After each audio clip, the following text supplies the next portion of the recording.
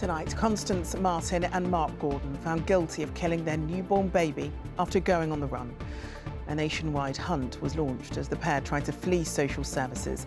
Actions the prosecution called selfish and reckless. Actions which ultimately led to the death of baby Victoria. Today, the justice we long fought for has finally been served for baby Victoria. The selfish actions of Mark Gordon and Constance Martin resulted in the death of a newborn baby who should have had the rest of her life ahead of her.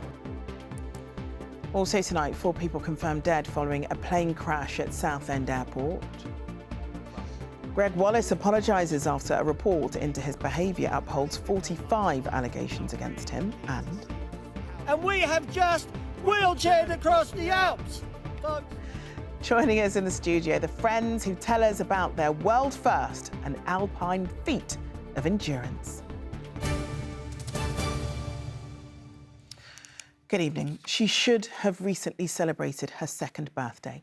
Instead, baby Victoria died when she was just weeks old at the hands of her parents, Constance Martin and Mark Gordon. They had sparked a 2-month national manhunt in 2023 after going on the run from social services, a search which ended with their arrest and 2 days later, the discovery of little Victoria's body. Today, the pair were found guilty of her manslaughter. Cafe Pata has the story and a warning that his report contains details that you may find distressing. Theirs was a manhunt that spanned the country. From London and Bolton and Brighton.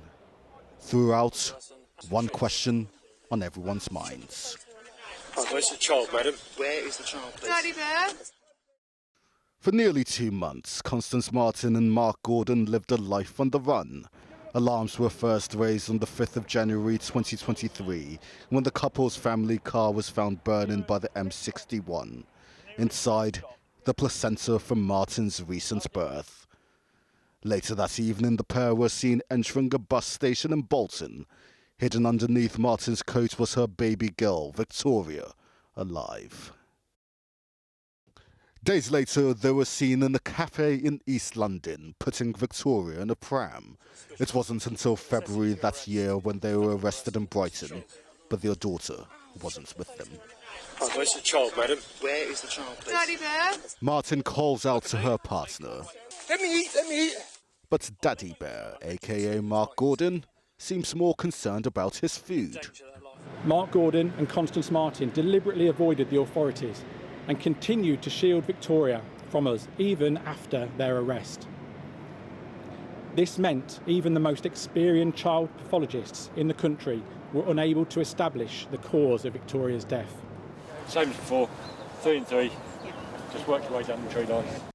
Despite their lack of cooperation, a tip-off focused the police search in Brighton, where the couple had been camping. I saw a blue tent by the arch. A sighting by this woman and others had placed them in the lower Rodale allotments, and it was there where the police made the crucial discovery of baby Victoria's dead remains in a shopping bag. No injuries were found and no idea what caused her death. Her parents, however, were charged with manslaughter, baby cruelty, and perverting the course of justice. The selfish actions of Mark Gordon and Constance Martin resulted in the death of a newborn baby who should have had the rest of her life ahead of her. This was a trial with no shortage of drama and animosity between the couple. Gordon sacked his legal team and ended up representing himself. At times it seemed the pair were close to fighting in the dock. But amidst the furore, we managed to gain a glimpse and insight into the past lives of Mark Gordon and Constance Martin. Constance, I can tell you, the baby's not alive. Before the grey custody tracksuit, she lived a life of privilege. Her father was page of honour to the late Queen Elizabeth, and despite fraught relations with his daughter, issued this plea while she was missing. Darling Constance, even though we remain estranged at the moment, I stand by, as I have always done, and as the family has always done, to do whatever is necessary for your safe return to us. Gordon, on the other hand, was a convicted rapist, having served 20 years in a US prison. Together, this unlikely couple would go on to have 5 children. And despite happy pictures of motherhood, 4 of their babies were placed in care. Their 5th, baby Victoria, never had that chance. We know today's verdict won't bring Victoria back, but I'm pleased our painstaking investigation has resulted in those who caused her death being brought to justice. And now ends their sordid love story. The aristocrat, the rapist, guilty killers. Okay, there's many Londoners who will remember this case, and it was just extraordinary, wasn't it? Extraordinary. The trial itself was chaotic right until the very end. Martin was heard saying it's a scam while the verdict was being read out. And between that and her sacking 14 barristers, the arguments in the dock, Gordon represented himself. It's no surprise then that the judge today accused them of trying to sabotage and derail their trial. And there have been some new details which we can only report today. Yes, that's right. So you might remember there was a first trial, and during that first trial, Gordon and Martin were convicted of concealing the birth of a child cruelty, and perverting the course of justice. Now, they appealed those convictions, but lost. We couldn't report that because that sort of information could prejudice a trial. It could affect a jury's decision. Now we can. Now we can say that they've been found guilty of all the offences that they were on trial for, and they will be sentenced in September. OK, Kath, thanks very much. It's been confirmed that all 4 people on board a plane that crashed at Southend Airport yesterday have died. The aircraft exploded just moments after takeoff, with witnesses describing seeing a huge fireball as it went down. The Essex airport has been closed until further notice while police continue their investigations. Ronke Phillips has the latest.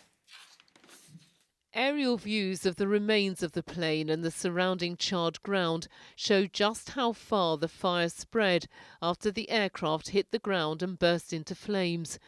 It's now been confirmed that all 4 people on board the plane, which was on its way to the Netherlands, were killed. They've not been formally identified, but it's believed none of the victims were from the UK. The focus now is establishing why this tragedy happened.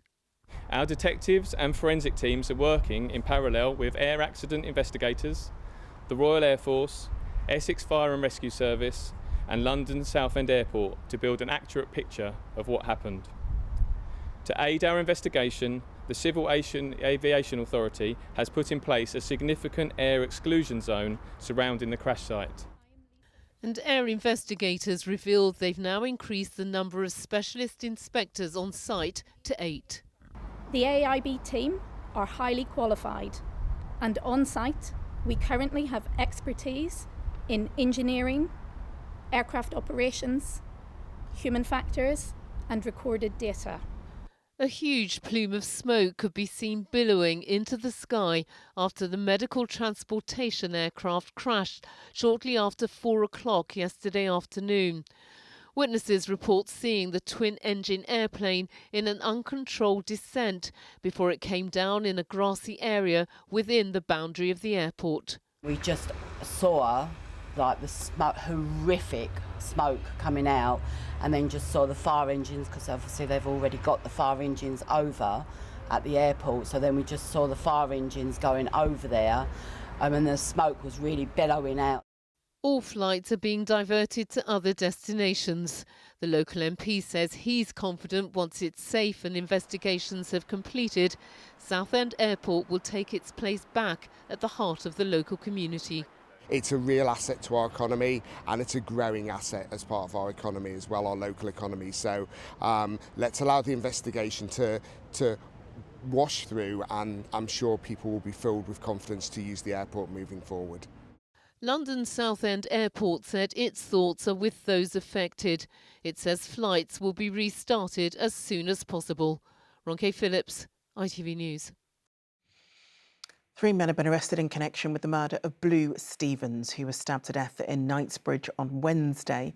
One was arrested on suspicion of conspiracy to murder and remains in police custody. Another was arrested on suspicion of murder. He's been bailed pending further inquiries. The third was arrested on suspicion of assisting an offender. He remains in police custody. An MP accused of sexually assaulting 2 women at London's Groucho Club in 2023 has a year's wait before going on trial. Patrick Spencer, who's the MP for Central Suffolk and North Ipswich, appeared at Southwark Crown Court today to plead not guilty to the charges. His trial date has been set for next July. And Thames Water has announced a temporary hosepipe ban for some of its customers. Parts of Berkshire will be affected by the ban, which kicks in from the 22nd of July. It doesn't apply to those in London, but the water company hasn't ruled out adding further areas. An investigation into Greg Wallace's behaviour on BBC show MasterChef has upheld 45 allegations against him, including one of unwelcome physical contact. Last week, it emerged that he'd been sacked as presenter of the cooking show, with reports of more than 50 fresh allegations made against him. Wallace, who's from Peckham, said he's deeply sorry for any distress his behaviour has caused and that he never set out to harm or humiliate. Here's Carolyn Sim. My own devices, I'd probably munch the living daylights out of your little tart. Very, very nice. Excuse me? He was known as the cheeky, chappy greengrocer from Peckham, plucked from the world of fruit and veg into TV stardom. I've got a little fine crust on the top of my cod. But following an investigation into allegations made against him during his time on MasterChef, his career on that show has gone to rot. The investigation found that out of 83 complaints, 45 were substantiated. Most of them involved Wallace making sexually inappropriate comments. They included 3 allegations about him being in a state of undress, 7 about bullying, and 1 involving unwanted physical contact.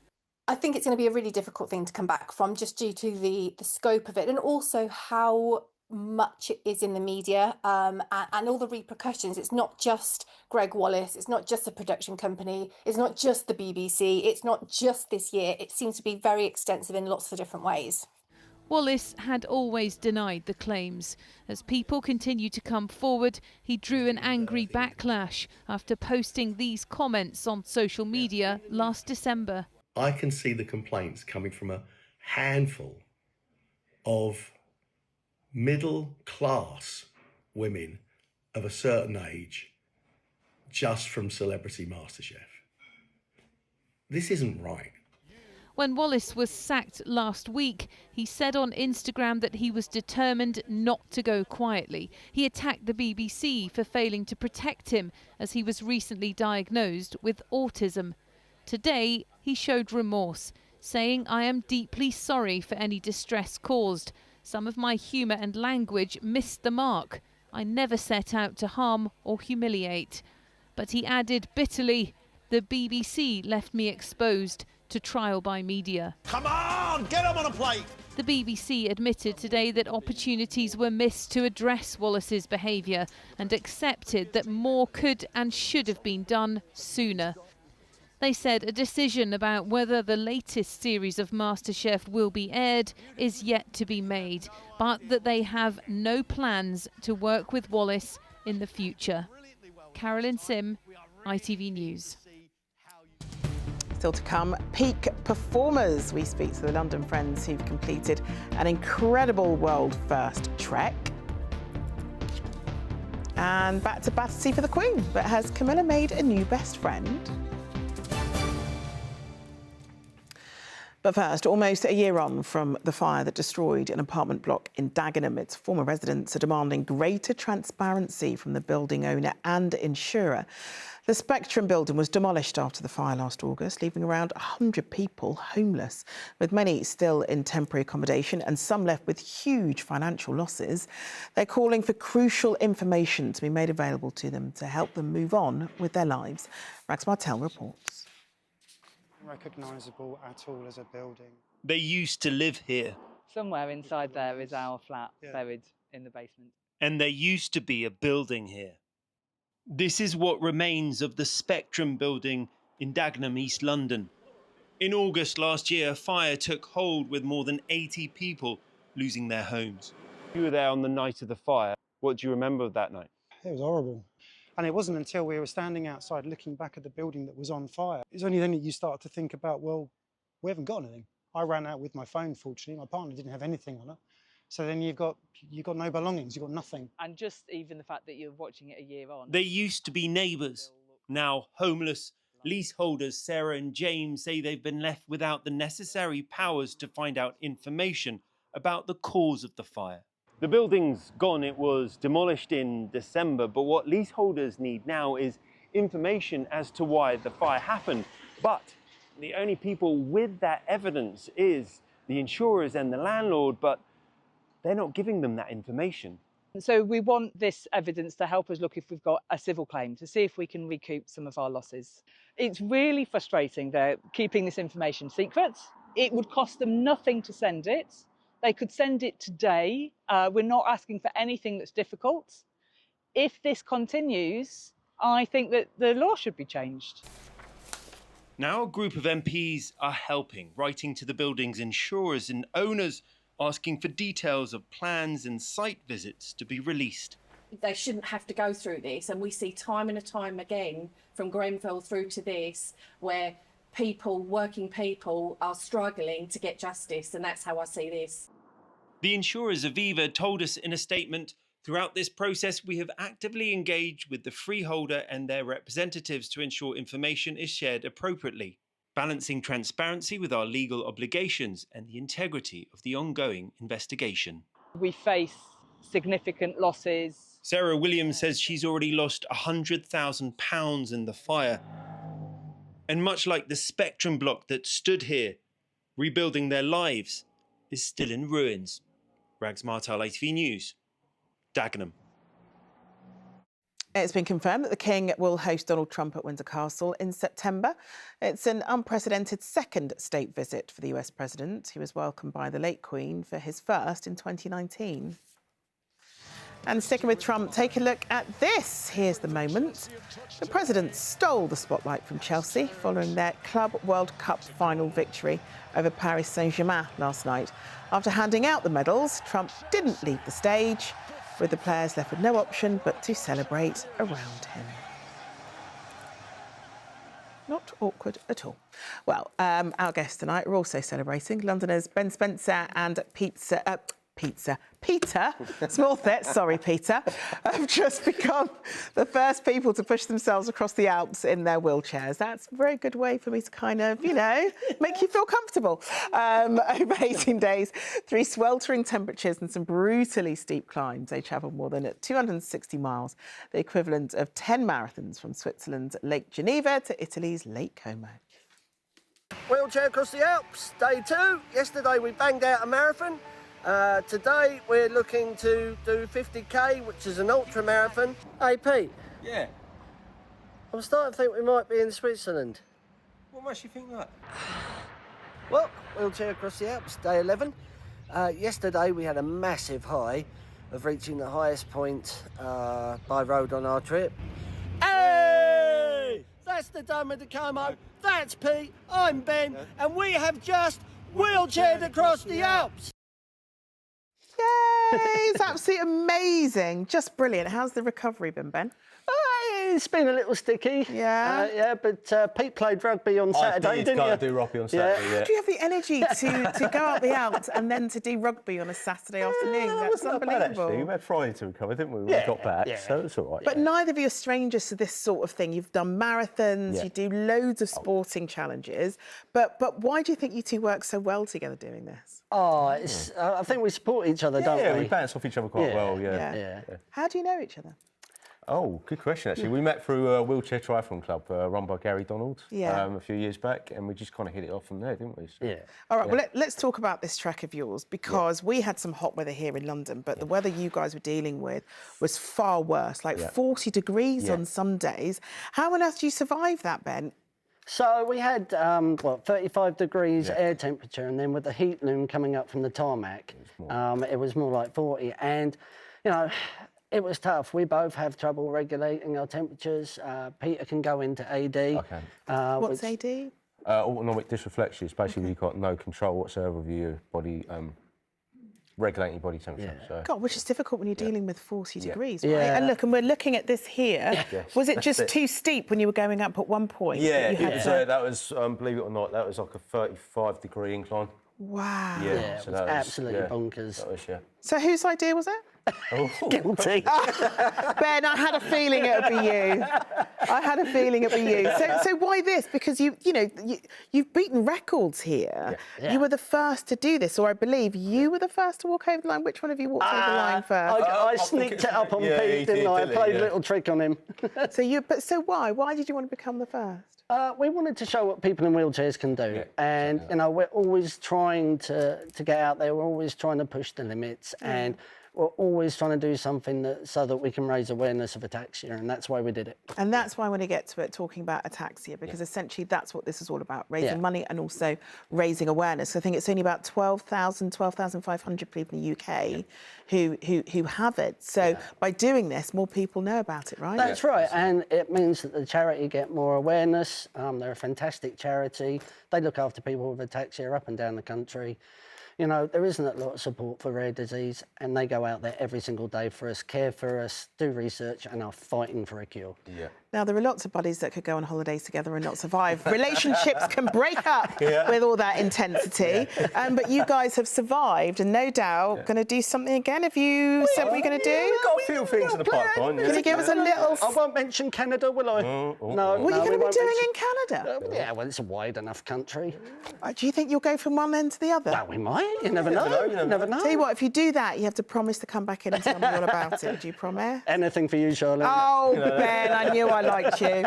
Well, Ben and Pete, thank you both so much for coming and talk to us. Thank you. OK, weather now, and Sally's over at RHS Wisley in Surrey for us. And Sal, the latest Met Office climate report says that extreme weather, like 3 heat waves so far this summer, is going to become the new normal. So how's the heat wave been affecting the gardens there? Well, the good news, Charlene, let's start with some good news, is that the exotic garden is looking absolutely beautiful. These lilies just smell phenomenal. They're filling the air. And this beautiful plant here is the kind of thing you used to have to take in at winter. Now it can stay out and thrive all year round. But yes, the State of the UK Climate Report has come out and it's showing that extremes are becoming the new normal. So extremes of heat waves and rainfall and the knock-on effects of that, from drought to wildfires to flooding. Other issues such as fewer frosts. And then what about nature? Our seasons are changing and the knock-on effect of that on animals. So Wisley has tried to adapt to climate change. It looks at it all the time. It is a major issue here. And Guy, you're the chief horticulturalist. Thank you so much for joining us next to this beautiful hibiscus, which is thriving. But I want to know, Guy, what is it that keeps you up at night in relation to climate change? What causes you anxiety? It's the lack of rain. Plants need water, and the lack of rain, hot weather, it causes stress to plants as well as to gardeners and to society in general. And you know, you told me earlier that some of the plants that you plant here, you've had to move to your other RHS gardens. Just explain some of that. It's getting too hot for rhododendrons and gooseberries here in the southeast, so the gooseberries have gone to our garden near Manchester at Bridgewater, and the rhododendrons have gone to North Devon to our garden at Rosemore, where the climate is more suitable. I just want to show our viewers some pictures. Now, this is a fire that's happened down the road this evening, about 6 miles away. We don't know what started it, but you can see how quickly it spread with extremely dry ground. Are wildfires, guys, something that you worry about? I know you have no smoking here anywhere. Is that connected to it? Yes, there's lots of combustible stuff about in a summer like this. The high winds we're seeing today make matters worse. So things like mowers are kept very clean so they don't get overheated and set fire to things. Let's just leave people with one positive note. Watering the lawns. Do they need to? If it goes brown, will it die forever? Happily, lawns are very robust, and if they go brown, don't worry, don't water them. They'll come back as soon as the rains return. All right. Guy, thank you so much for joining us. Good luck with the changing climate and your beautiful garden here at Wisley. The weather is not as hot. A little bit of a respite tomorrow. Let's take a look. Here's the forecast.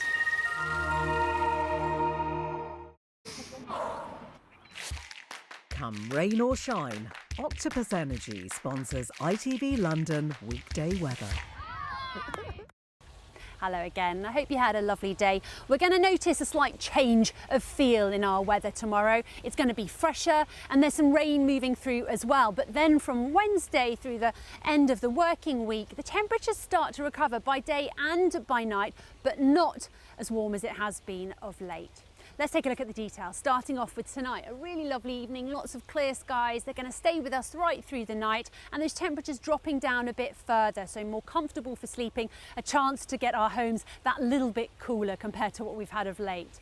And then tomorrow morning, first thing, there is some early sunshine, but pretty quickly that cloud creeps back in, and some hit and miss showers as well. Not everyone getting some of those earlier showers. The temperatures getting up to highs of just 19 to 22, so quite a change. And we've got the breeze picking up through the day as well. In some places it might even end up a bit windy, so that will affect the temperatures and give us that cooler feel. Late afternoon and evening, you can see that rain starting to move across us. It'll break up as it does, but there could still be some heavy pulses on it. And then as we head into Wednesday, you can see those temperatures starting to nudge back up again at night time as well. There'll be a mixture of cloud and sunny spells, maybe a shower, although plenty of dry weather through those 3 days, Wednesday to Friday. And then the weekend, one to watch. That's the weather. Here's the pollen. Octopus Energy sponsors ITV London weekday weather.